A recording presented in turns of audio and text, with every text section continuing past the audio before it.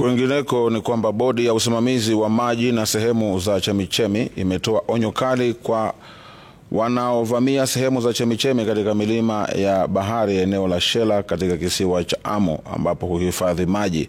Bodi hiyo ikiongozwa na mwenyekiti Donald Murgor imeapa kuwachukulia hatua kali za kisheria wavamizi wa sehemu hiyo.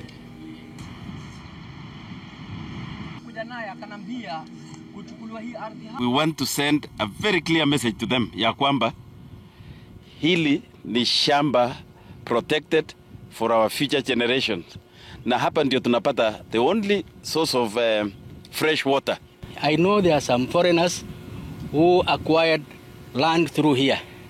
We are also telling them, that this is a protected area, so please they should observe the laws of this country. So tangu na hapo hii rasilimali tuko nao ya maji ni kidogo. Tusipoichunga tutakosa kabisa. Tukienda kusafisha maji kupitia mitambo ya desalination ni expensive sana.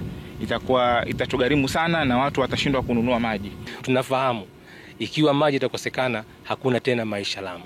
Tuna mifano kama vile Bagamoyo Tanzania, tuna mifano kama Kede Ruins Malindi, tuna mifano kama huku Takwa Ruins. Hizo maji zilikuwa ziko na chemchemu zipo, lakini matumizi mabaya na mabadiliko ya tabia nchi ikabidi watu wahame.